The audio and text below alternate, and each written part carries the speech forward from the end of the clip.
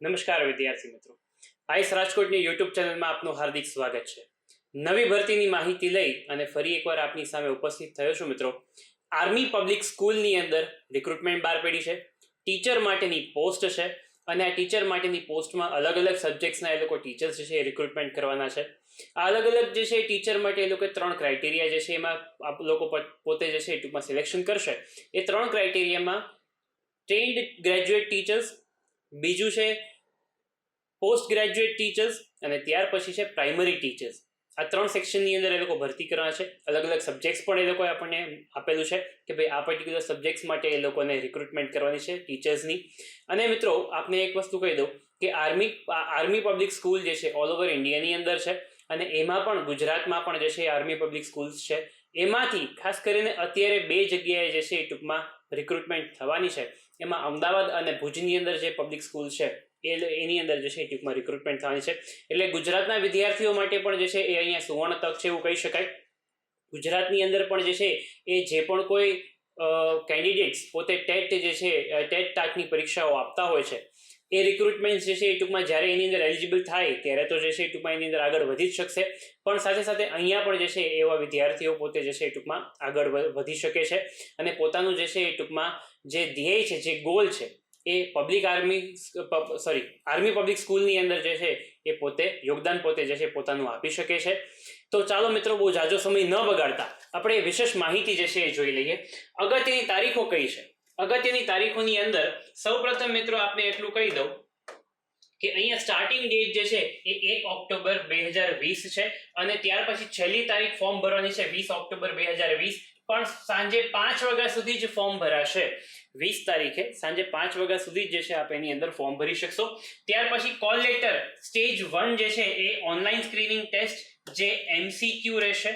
એની જે છે ટૂંકમાં કોલ લેટર્સ 4 નવેમ્બરના જે છે એ ટૂંકમાં ડિક્લેર થઈ જશે ટેન્ટેટિવલી, જો બીજો કોઈ ફેરફાર ન હોય તો.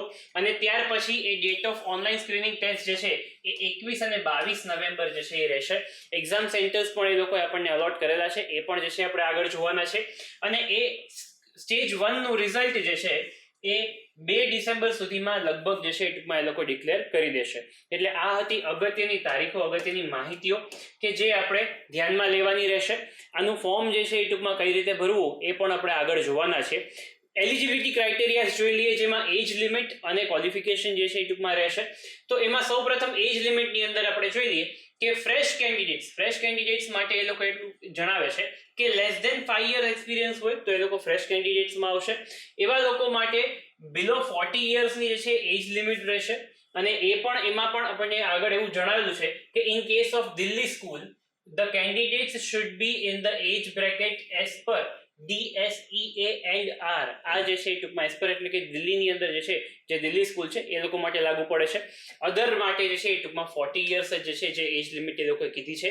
આની અંદર કોઈ પણ કેટેગરીને એજ લિમિટમાં છૂટછાટ નથી આપેલી. એટલે અહીંયા બધી જ કેટેગરીના કેન્ડિડેટ્સ માટે એજ લિમિટ જે છે એ મેક્સિમમ 40 યર્સ રહેશે, જેની પાસે એક્સપિરિયન્સ બિલો 5 યર્સ છે.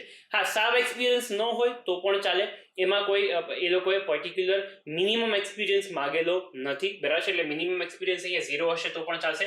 એક્સપિરિયન્સ્ડ કેન્ડિડેટ માટે એ લોકો એવું કહે છે કે those who have more than 5 years teaching experience in last 10 years, છેલ્લા 10 વર્ષમાં જેને 5 વર્ષનો એક્સપિરિયન્સ હોય, એટલે છેલ્લા 10 વર્ષમાં એટલે એવું કહી શકાય 2010 થી 2020 2011 થી 2020 દરમિયાનમાં જે પણ કોઈ કેન્ડિડેટ છે 5 વર્ષનો એક્સપિરિયન્સ હોય એવા કેન્ડિડેટ્સ માટે બિલો 57 યર્સ એટલે કે 57 વર્ષ સુધી જે છે એ ટૂંકમાં એજ લિમિટ મેક્સિમમ જે છે એ રહેશે. મિનિમમ એજ લિમિટ એની અંદર કોઈ આપેલી નથી. ક્લિયર? આગળ બીજી એક નાનકડી નોટિફિકેશન એ લોકો આપે છે કે ટેટ ટાટ અહીંયા મેન્ડેટરી નથી, બરાબર છે.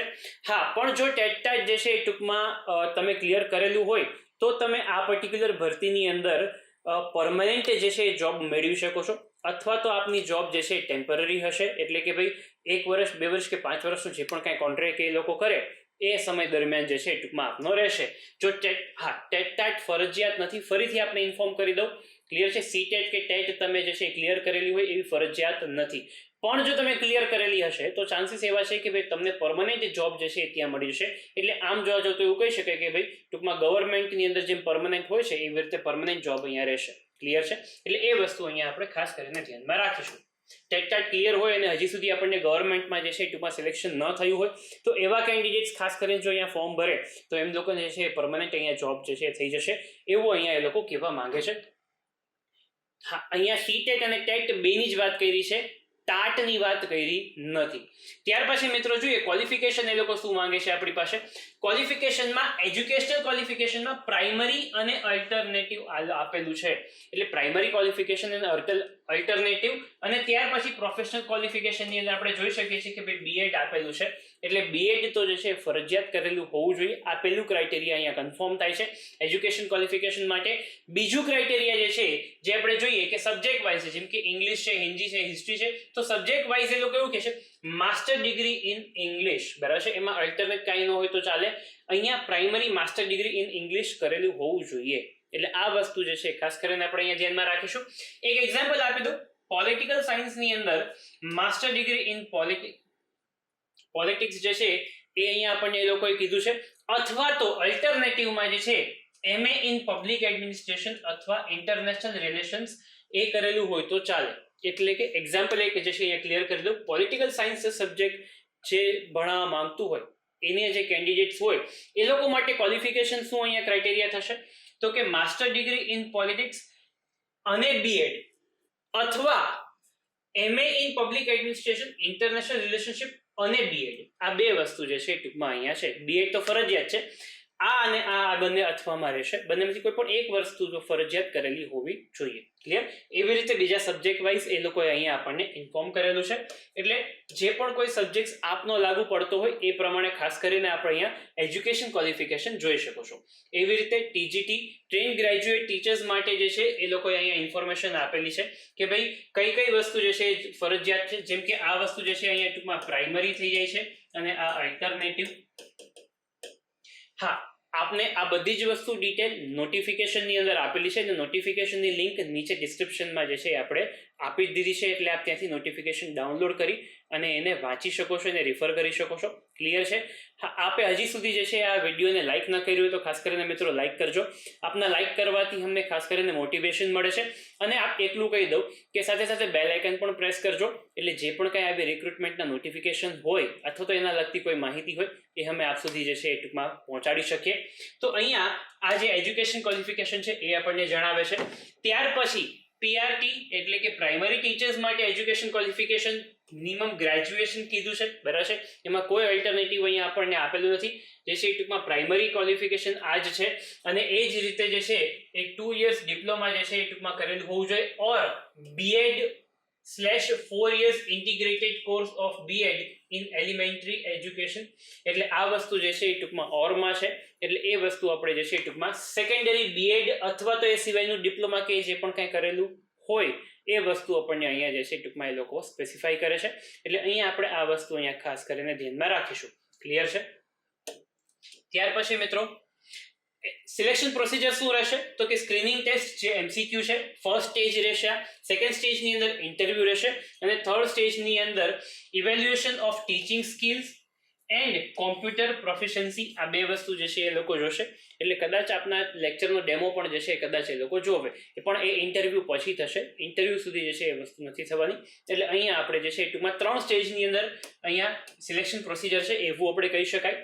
ત્યાર પછી મિત્રો સિલેક્શન પ્રોસિજરની અંદર સ્ક્રીનિંગ એક્ઝામ જે રહેવાની છે એમાં પ્રાઇમરી ટીચર્સ માટે જે છે એ સ્ક્રીનિંગ એક્ઝામની અંદર શું રહેવાનું છે તો કે એમાં general awareness, mental ability, English comprehension,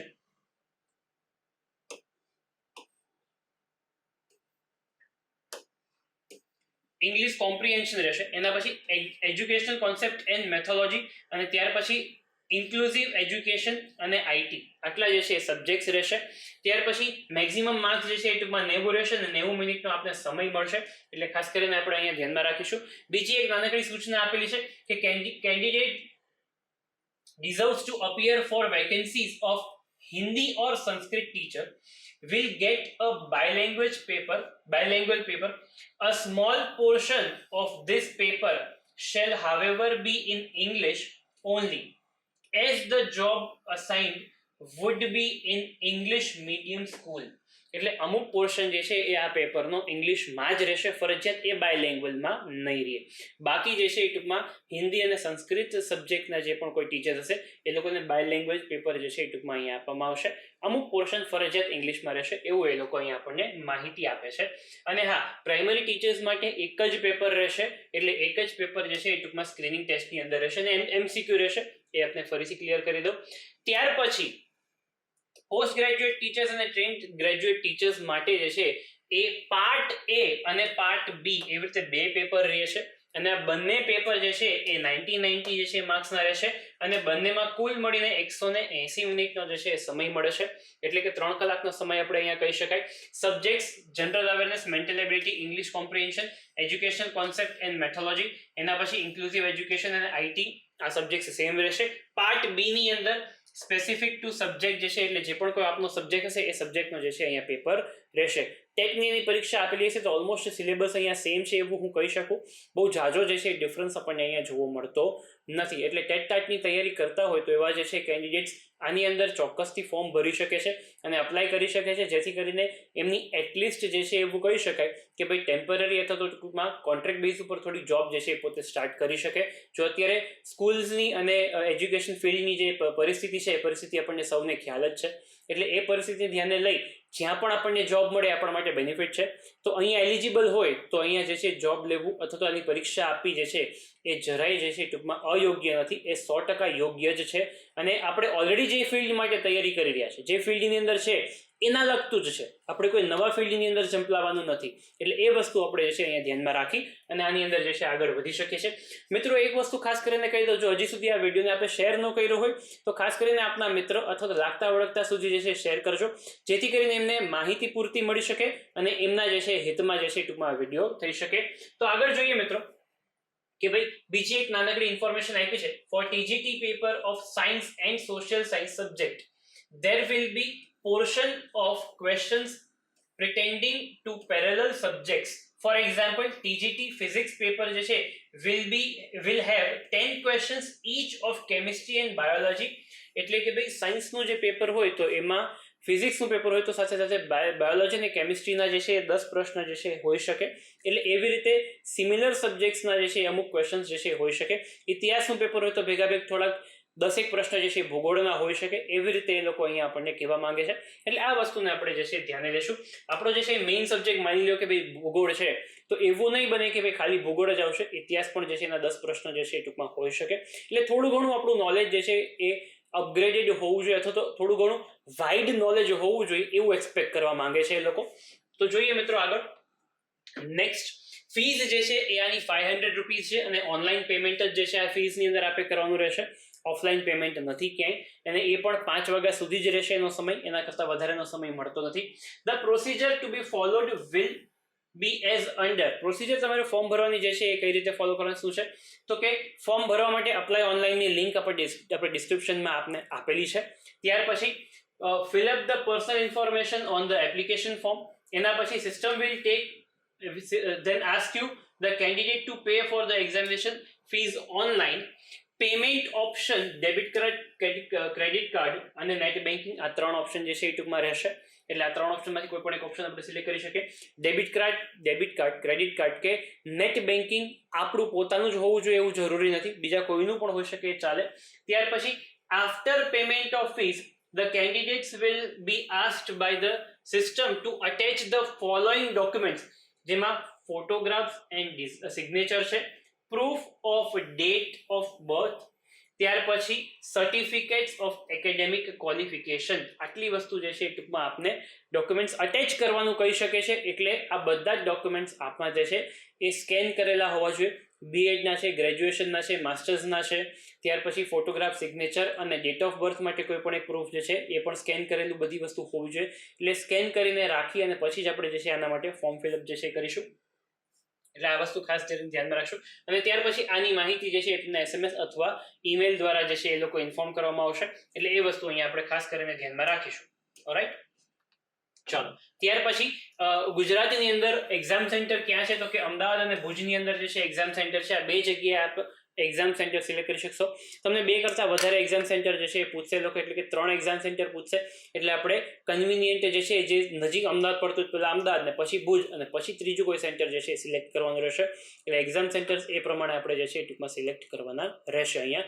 અને 3 એક્ઝામ સેન્ટર એટલે સિલેક્ટ કરાવે છે કે કદાચ એવું બની શકે કે ભાઈ કોઈ પણ જે છે ટૂંકમાં મહામારીના સમય દરમિયાન માની લો કે એક્ઝામ સેન્ટર તાત્કાલિકમાં ફેરફાર કરવાનો રહ્યો, એટલે એ લોકો જે છે ટૂંકમાં 3 એક્ઝામ સેન્ટર જે છે એ પૂછે છે. ઓલરાઈટ, તો ખાસ કરીને આપણે ધ્યાનમાં રાખીશું ફોર્મ ભરવાની છેલ્લી તારીખ જે છે એ 20 છે. ત્યાં સુધીમાં આપે જે છે એ ફોર્મ ભરી દેવાનું રહેશે. 20 તારીખે પણ 5 વાગ્યા સુધીનો જ સમય છે, એનાથી વધારેનો સમય એ લોકો આપતા નથી. એટલે આપણે અહીંયા જે છે ટૂંકમાં એ વસ્તુને ધ્યાનમાં રાખીશું. આર્મી પબ્લિક સ્કૂલની અંદર જે છે એ ભણાવવું એ પણ જે છે એ ટૂંકમાં કહીએ ને કે એક સારું કાર્ય કરીએ એવું કહી શકાય. કારણ કે ત્યાં મોટાભાગના જે છે એ ટૂંકમાં આર્મીના જ વિદ્યાર્થીઓ જે છે, આર્મીના જ બાળકો જે છે ટૂંકમાં આર્મીની અંદર જે ફરજ બજાવતા હોય એમના બાળકો જે છે ખાસ કરીને આવતા હોય છે. એટલે જે લોકો આપણા દેશની સેવા કરે છે, આપણી રક્ષા કરે છે, એવા લોકોના બાળકોને આપણે જે છે તૈયાર કરવાનું જે છે સૌભાગ્ય જે છે ટૂંકમાં આપણા પાસે આવ્યું છે. એટલે આની અંદર આપણે લાભ જે છે એ ટૂંકમાં ચોક્કસથી લેશું. એ જ આપ સૌને જે છે ટૂંકમાં ખાસ કરીને કહેવાનું રહેશે. થેન્ક યુ વેરી મચ મિત્રો. આશા રાખું છું આપને ઇન્ફોર્મેશન પૂરતી જે છે એ મળી ગઈ છે. અને ડિસ્ક્રિપ્શનની અંદર બધી જ વસ્તુ આપણે આપેલી છે. સાથે સાથે એક માહિતી હજી આપી દઉં કે સબ્જેક્ટ રિલેટેડ વિડીયોઝ પણ જે છે આપણે યુટ્યુબની અંદર મૂકવા લાગ્યા છે. તો ખાસ કરીને વિડીયોઝ પણ આપ જે છે આપની તૈયારી માટે ઉપયોગ જે છે એના માટે જોઈ શકો છો. એ બધા વિડીયોઝની પણ જે છે પ્લેલિસ્ટની લિંક નીચે ડિસ્ક્રિપ્શનમાં આપણે આપેલી છે.